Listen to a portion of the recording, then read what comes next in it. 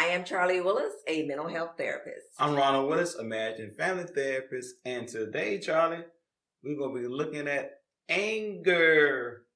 Man, that is a huge issue in a lot of relationships. A lot of people have anger issues. What do you think? I think they do and may not even know they do. All right, then. Let's watch this clip, y'all. This is crazy. Hey, what's up? Charley, you in my seat. What? You in my seat.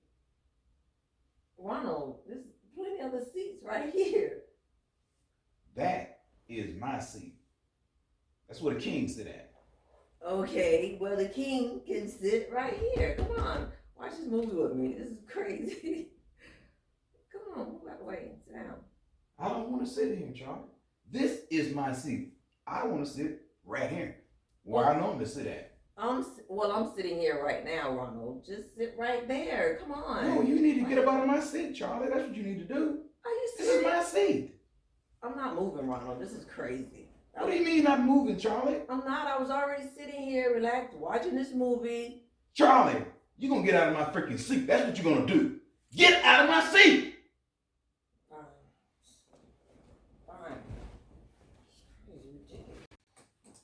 Charley. Yeah, what's that? Look at that. Another freaking late bill that you supposed to be paying. I paid this. I think. According to that, you did not pay it, Charley. What do you mean you paid it? I mean. No, I mean, you don't know what the frick you're doing, and I'm sick of this. How many late bills we done had? Let me see. 1, 2, 3.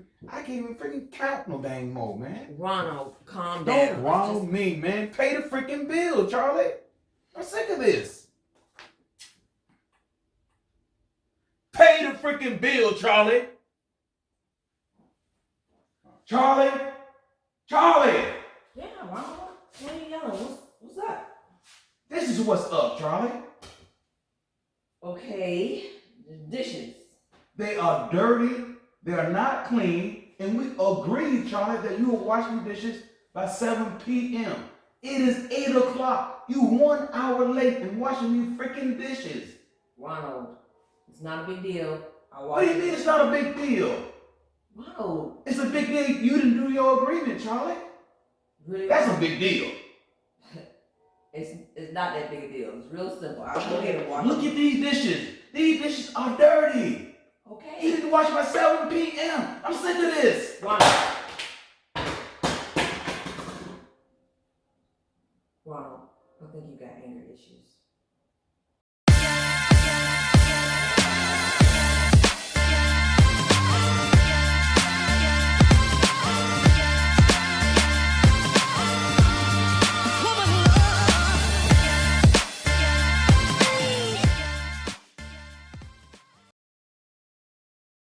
All right now, man, there's a lot of anger in that clip, Charley. What was going on, man? Yeah, it was. Yeah, just why I gotta be the one with all the anger? Why you can't be the one? Because I'm generally not angry. Right. Yeah, you're generally not angry, so you say. I might have a different perspective about that. Well, it's all about the perspective. It's all about the perspective. But anyway, that clip illustrated 3 different situations where anger prevailed itself. Mm-hmm. The first clip, really, that was some disappointment going on, right? Mm-hmm, mm-hmm. And what was it for you, though? It was minimal at best that I saw. That you could see that, you wanted me to move out of your seat. I mean, Right. Sitting on a whole row of seats. Just, I think you tried to exert some kind of power over me. Exert some power. See, what was going on was that, for me, boundary was crossed. Okay. That's my seat, right? So, I felt violated. Okay. So elementary. It is very simple, but we got to understand that anger comes from simple places sometimes. That is true. Okay? That is true. And the thing itself is simple. The feeling is not. Right. Well, I felt like it was. Right. Naturally, you would. And you're like, bro, just sit down. There's plenty of seats over here. Why you want to have that seat? Right. And, of course, I felt violated. And I felt violated, and I was trying to get out the scene, and of course you said no, and then my anger revealed itself in an explosive way. Okay, so that was really bad. Okay, so what the second illustration? It was with the finances, which is I can understand the upset or disappointment. However, we Y'all have to learn how to express ourselves differently in a more productive way. Right. And so it's important to look at these and understand the feeling behind it, and not justify the reaction, but just understand the feeling. And the feeling that is frustration. Frustrated because this is not a one-time thing. This has been repeated several times, and I'm just frustrated about it. And of course, my frustration led me to the highest level of anger, and I attacked my partner, which is the wrong way to reveal myself in such a way because I'm frustrated. Right. So definitely that was not the right thing to do, and it clearly showed that I have some anger issues because I'm not able to handle my frustration in a productive way. Okay. And then the third illustration. Again, probably the worst one of all. Minimal to me that you wanted the dishes done at a certain time. That yes, we agreed upon. We agreed, Charlie. But no one is perfect. No one is perfect. Will always get things done, especially when you. This is not an excuse. Living a busy lifestyle, but we have to have some give and take in our relationship. We have to have some compromise, some grace must be extended, and it was not. It was not. Right. Yes, the feeling for that one just being annoyed. Okay. We had agreed on this thing and it didn't occur, so naturally I'm expecting it for what we agreed to come to fruition, and it did not. And then the explosive mannerism comes out. Okay. And definitely, it was definitely not the right thing to do. And who cares if the dishes is done at 7 or 8 or whether we agree? Who cares? Okay, and if you feel that strong about it, do it yourself. That's what I'm saying. That's what you're saying. Yeah, but you can't ignore the feelings, and it's just an inability to manage the emotions in a productive way to ultimately get the dishes even clean in that particular situation. I gotta put in a caveat for that because all right, y'all. This is something that couples do struggle with sometimes when they establish roles, who will do what in a relationship, and when the one person fails to keep up their end of the bargain with that, it can get challenging. Now, it happened the first time, happened again, whatever. It deserves a conversation, in a more productive manner, and to find out what's going on. And also for the other person who did not do it, especially if they don't always, not always, but when they usually fail at living up to the standard, to be more understanding of how their partner feels about it. I may think it was simple, but it's a pain point for you. That's right. And that's why we're discussing not only the anger itself, but the feeling behind the anger. Because before the anger occurs, there's always an emotion attached to that. If you leave the emotion out, then the anger does not occur. However, there's always an emotion. And the emotions we're really talking about as we illustrate these anger issues are, being violated, annoyance, and frustration. Yeah.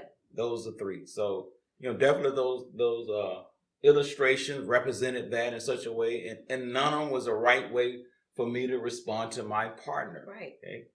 So definitely. So let's look at this, and let's dive into anger issues, Charlie. Yeah. What's really going on? So at best, you really kind of gave us a definition, really, the anger. But let me just add a little bit more to it.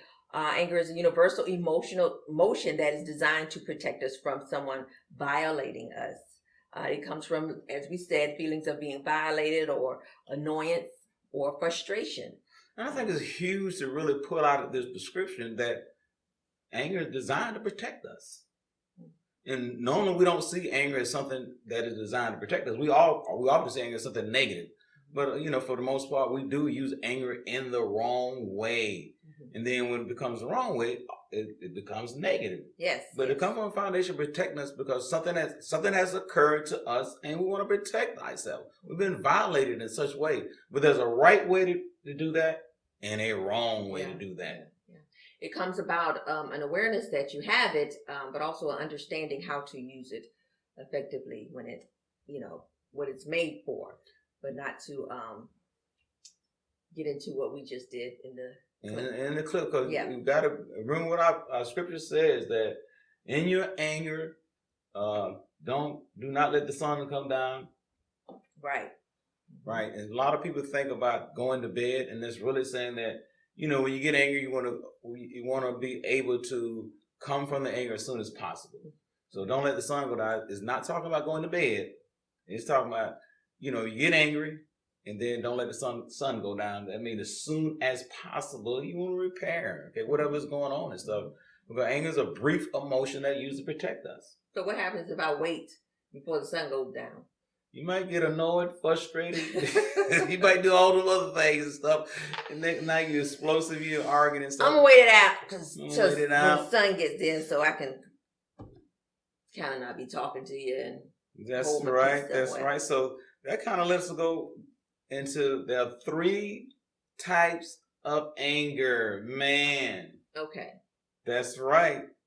So let's dive into what those are, Charlie. All right. So we're talking about the 3 types of anger. The first one we want to look at is passive aggressive. Now, this is where we have a pattern of indirect expression of our anger, and such as in a relationship, failing to do things for our partner. Or failing to communicate with them. And this can be an intentional passive aggressive movements going on. I'm not doing this because I'm upset with you. You done pissed me off. And so, normally I would cook you a meal. Guess what? Today, I'm not doing any cooking. Right. Wrong answer. Get the food yourself because I'm upset with you. Mm-hmm. That's passive aggressive. Yes. In other words, you're being aggressive at doing nothing. We illustrate no cooking. They're also the main one we use when we're passive aggressive. I'm not talking to you, Charlie. Okay. You done pissed me the frick off. So I do not have anything to say to you. My lips are closed. And sometimes we see that as a break. So that's a break. Yeah, we're gonna let that sun go down, right?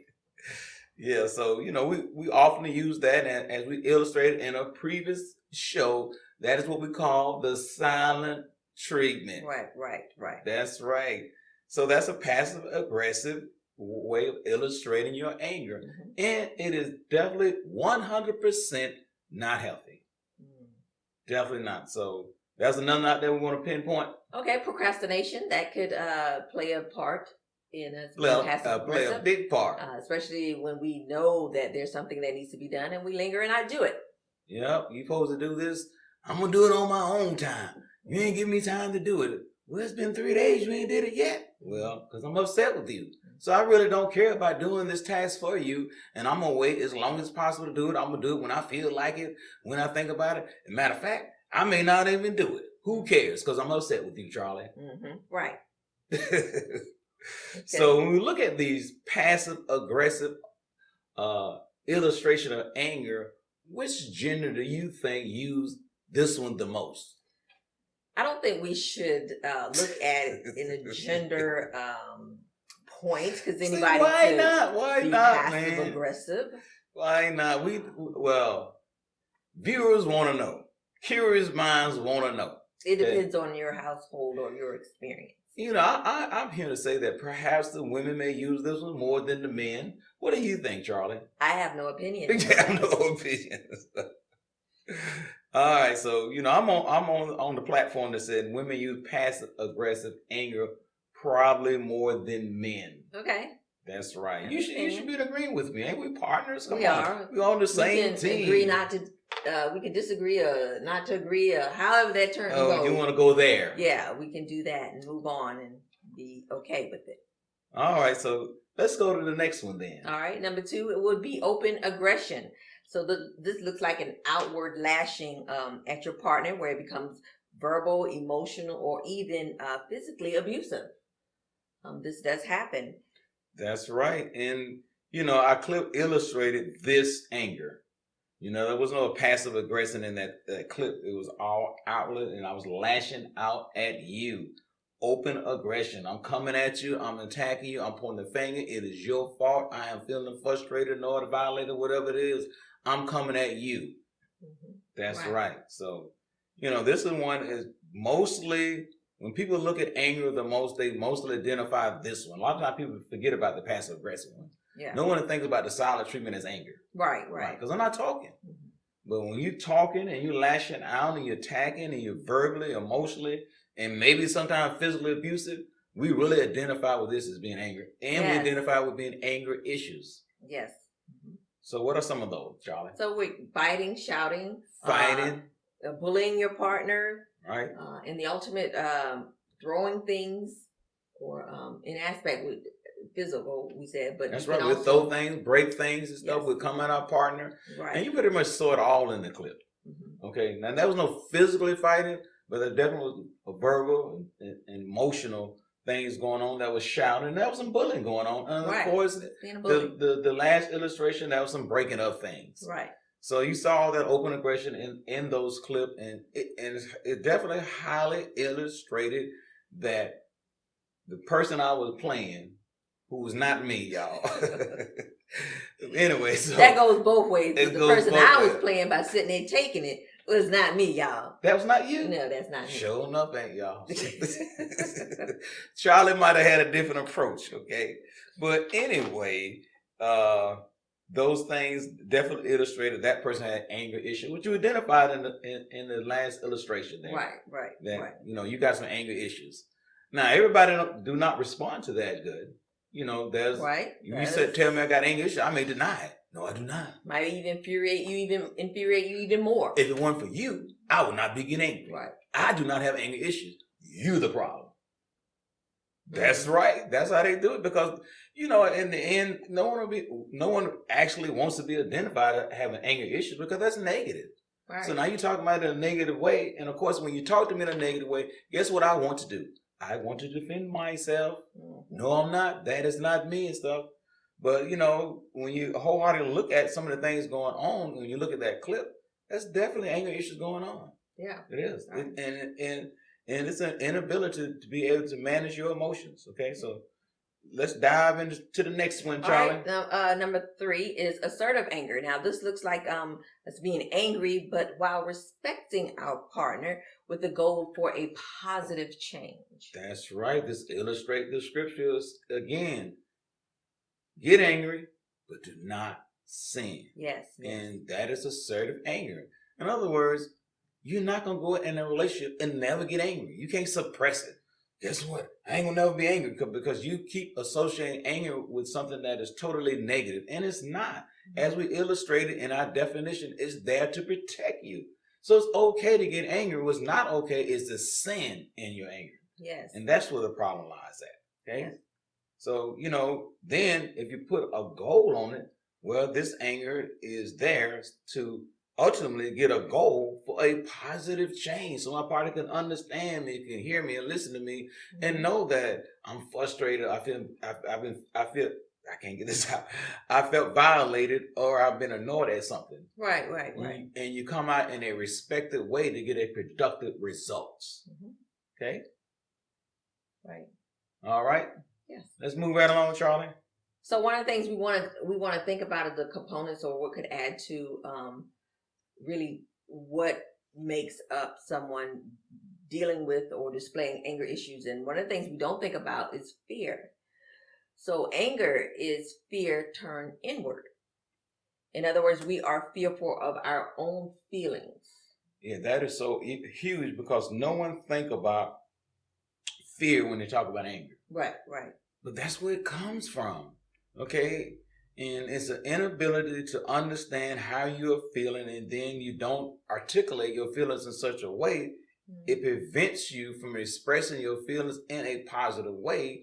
And that is come from a foundation of fear. Right. Fear is something that always stops you and prevent you from doing the right thing. Yes. It does. So this is huge to understand, that anger is fear turned inward. In other words, we are fearful of our own feelings. Right. Man. And we have to remember that 2 Timothy 1:7 tells us, for God did not give us the spirit of fear, but of power, love, and a sound mind. And when I think about that, it's just not allowing you're carrying that spirit all the time. It envelops you. It turns you into what it is. God did not give us that. Give us an opportunity and the ability, to control. That's right. Because ultimately, fear is a spirit. Yes. It's a spirit that will control you. And then what the fear does for you, it creates weakness. It does create weakness. Okay. That is so huge to understand that anger is fear turned inward. And then what the fear does, it creates weakness. So why God does not want to have the spirit of fear. And he gives us something to overcome that, which is the power and love and the sound mind to overcome this fear. Mm-hmm. But what does the weakness does? So it's the inability to manage our emotions without disrespecting our partner. This is where the weakness comes in. So we have to understand and know fear and weakness is also an inability to have love for ourselves, right? That's so huge. So it results us into being overly sensitive about things, and it creates us the notion of feeling that we are easily violated or being disrespected by our partner. Easily frustrated. Mm-hmm. And you saw that in the clip. That was an inability to manage the emotion that was going on. As we talked earlier, you said we wanted to make sure you understand there is an anger issue going on, but there's feelings behind the anger that creates this. Mm-hmm. And then we have an inability to manage your emotions. The anger issue is going to come out, and it's coming from a place of fear. Mm-hmm. And it's showed in the clip we displayed where the boundaries were crossed, so you felt violated. Right, that's in the first clip. That's right. The second one, clip, mistakes were being made, so it added to it created frustration because it did not understand why you kept not being able to pay this bill or budget, whatever it was, right? And then you are not doing the things that we agreed upon. That added to annoyance. So yes. I don't know it. So then all of a sudden I don't know how to manage those feelings. So then you get the anger from me. Right. Okay. So let's dive in some points that we want to kind of talk about our viewers and just let them know the effects of anger. Right. So we just want to give you a few points of what that can cause. So the first one we want to look at it creates low self-esteem. Romans 14:19. This is the Message version I would like to read to you. So it says, so let's agree to use all our energy in getting along with each other. Help others with encouraging words. Don't drag them down by finding fault. And can we do that? Can we lift up our partner even when mistakes are being made? Can we be a support system to each other and not allow the frustrations of what we're not getting to overtake us and display anger in an outward negative way? That's right, because when you're doing these things that's destructive in your relationship, it's going to cause your partner to have low self-esteem. They're going to start doubting who they are. Yeah. Because it just seems like you can't get nothing right. Mm-hmm. You can't clean the dishes on time. You can't do the budget. You're sitting in the wrong seat. So all these things keep occurring. And now I'm having low self-esteem about myself. And not because of something I did. It was because of how you are treating me with the anger issues. Right. Man, I can't get anything right with this guy. Because ultimately, you're in a relationship, you want to please that person. Right, caring enough about your partner. All right, so let's go to number 2. So the second one here is creates depression. According to Sigmund Freud, anger turned inward is depression. As we stated, unexpressed anger can create this. It can create depression. Yeah, that is so huge to understand that anger turned inward is depression. Who thinks like that? Well, we naturally think about depression as sadness, and we think about anger, this heightened hostility you're having toward your partner and stuff. But in reality, depression comes from anger. Mm-hmm. And it comes because you have an inability to express your feelings, and you keep things embedded on the inside, which we then go to the anger that's passive aggressive. So you keep it on the inside. And that's part of that silent treatment. Right. And then if you keep it on the inside, it can create depression. And it can create depression for you and your partner. All right. So the third point is a transference of the anger. This is when your partner now is retaliating for these anger issues that one keeps, bringing about, provoking, making the environment. So now I'm angry. Right. Now both of y'all have anger issues. Right. You angry, I'm angry. Now we arguing, we're fussing each other. No one is listening to stuff. We're shouting, we're throwing everything. Everybody's frustrated, annoyed, and everybody's being violated and stuff. And nothing is being done. And all we're doing is arguing. Okay, when we get on that platform and stuff, this person may have started the anger issue, but they transformed that anger issue to their partner, and now their partner have anger issues. And both are coming from a foundation, as we keep saying, of fear and weakness. Yeah. All right. And number 4, it creates fear. We'll go back to looking at what fear is. In this aspect here is being afraid to talk and share your feelings. Ephesians 29 tells us, do not let any unwholesome talk come out of your mouths, but only what is helpful for building up our partners, building up us according to their needs, that it may benefit those who listen. Again, we are in the build-up mode for our partner. That is so huge because it'll create an atmosphere where now I'm scared to talk to my partner because I'm afraid they may get angry. Right. I won't say anything. Okay? I'm not going to say anything because if I say something, Ron's going to get upset. So then I keep my mouth shut. Okay. Mm-hmm. And actually what you're doing is you are creating the passive aggressive anger. Right. You actually upset with your partner because they get angry, and now you're not saying anything because they get angry. Yes. And now both of y'all are really upset, and it's creating a fear. Like as we keep saying, it creates a fear for you. Mm-hmm. Now you actually fearing your partner talking to you, and it kills sharing feelings, emotional intimacy, physical intimacy, right, mental intimacy. It kills all of that because in reality, I do not want to talk to you often because oftentimes you are angry with me and I'm trying to avoid that. Right, right. All right, so number 5 talks about... Okay, keep going. Teaching. All right. What we're teaching our kids with our behavior. If anger is being displayed in our environment, what they see. So it teaches our children ways not to cope with their problems, right? That's right, and it becomes generational. You teach your kids teach their kids, and their kids their kids teach their kids, and they teaching them the wrong way to be angry. Right. And then no one knows how to use anger in the right way, like we talked about earlier and stuff, right? It protects us, and I get it from my parents. Okay, because that's all I saw. That's all I know. Yeah. So naturally, if that's all I saw, that's all I know. Guess what I'm gonna do? Right. I'm gonna repeat what I seen, what I saw. What you saw, yeah. That's right. I'm repeating this stuff. Okay.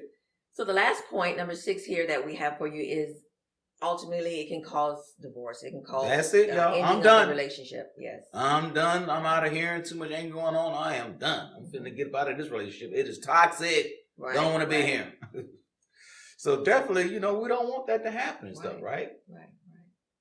All right, so let's go ahead and wrap it up and let's talk about the next show, Charlie. So for the sake of time, that we can't continue on to tell you how you can effectively deal with anger for you so you can have a productive relationship. But we'll talk about that next week. Next week, part 2, y'all. That's we right. Got to dive in how to solve these anger issues. 2. So we want to thank you for joining us today. And if you would like to learn more about us, check us out on our website, which is firstfocusfaith.com, or our social media platforms of Facebook, Instagram, and YouTube. All right. Don't forget to make a contribution to this platform of using our Cash App at First Focus Faith. And don't forget to click the donate button below if you're watching by demand. And of course, you're watching by YouTube. Like, comment, share, subscribe. Do it all because we need it all. Thank you, guys. See you next week.